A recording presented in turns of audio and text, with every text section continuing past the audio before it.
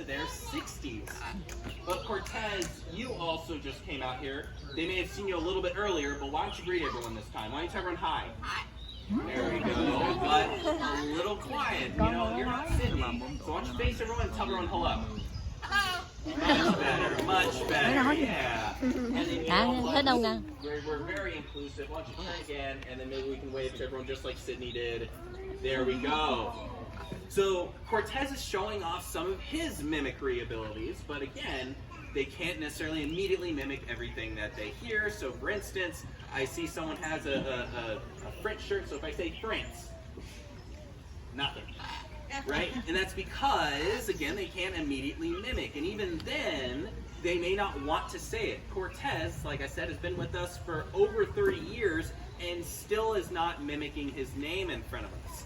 But he does mimic other things. And you know what? Cortez, you may not necessarily mimic words in your natural environment, right? So what would you sound like in a rainforest? Yes. That is what we call contact call, and usually they start doing it around 4 a.m. if you're looking for that alarm clock.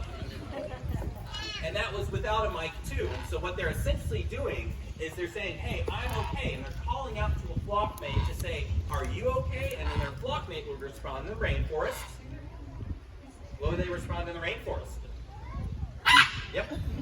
And they're doing that throughout the day over and over and over. But then, Sean, how does mimicry come in? Well, this is how it happens. So let's say Cortez is part of this flock right over here. Y'all are suddenly a bunch of macaws. Y'all look beautiful as well. Show off your wings just like them. Yeah, I like it. Bunch of macaws all in this theater, right? And so you're part of this flock over here. But let's say, for instance, he needs to leave. Suddenly there's a shortage of resources, there's a natural disaster, so he goes from here all the way into this flock. And part of this flock, they would greet everyone and say hi. Yeah.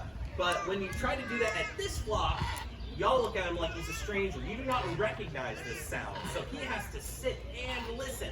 Turns out, this group over here, Cortez, likes sounds of animal noises, right? Maybe you could do a turkey. Yeah, that's a good one. Or what about a billy goat? Yeah.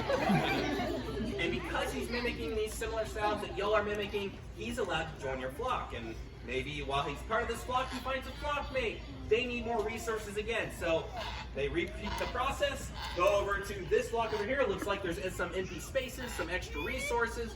And so this time he sits and listens. Turns out this group right over here really likes the sounds of like music and stuff, right? Maybe they like James Brown. Yeah. Of course, they're always, doing a little dance, right?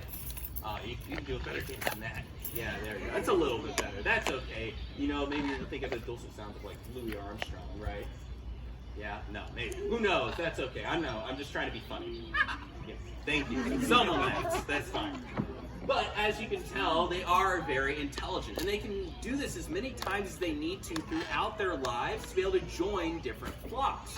Being part of our flock here at Zoo Atlanta, we're able to make different sounds together. You heard some of them. Some of them aren't always our favorite. He'll mimic anything that he hears. For example, we shouldn't be doing this, but let's say we come into work sick, right? Maybe we have a cold.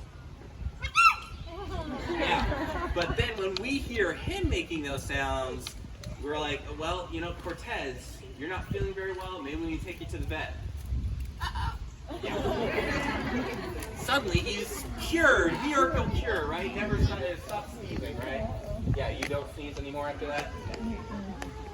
But as you can see, they are very intelligent. We give them lots of opportunities to be able to be enriched, or essentially we stimulate them every single day. In fact, when I say every single day, I mean 365 days a year. We are here at least 8 hours a day because some studies have shown they have the intelligence of a 3 to 5-year-old child. So a question I usually like to ask a lot of my parents in the audience, how many of us would like to have a toddler for 68 years? Show of hands. Yeah, I get some nervous laughter. A lot of my younger audience are going, yeah, that'd be great, right? Yeah, they would like that. Almost tripped over there. There we go. But Cortez, you've been incredible. You've seen lots of cool birds, so I think we could probably wrap up your little segment right here. Do you want to wave to everyone one more time? And then maybe tell them you gotta go? There we go. Cortez, the blue and yellow dog. But we'd like to thank everyone so much for coming. We hope you've enjoyed our presentation. Please feel free to come up to the edge of the walkway, the gray path right here. Me and Cortez are going to stay on the green part. You're more likely to get a closer look at Cortez or ask myself some questions. But most importantly, have a great rest of your day here at Zoo Atlanta. Bye, everybody. Đi. Đứng làm bộ đứng. Đi đi xuống. Xuống đứng với nó kìa. Gần gần đó thôi. Great question. So, him specifically was actually born Quay qua đây nè. Không, đứng ngay đây thôi à. This particular part of the world that they are from is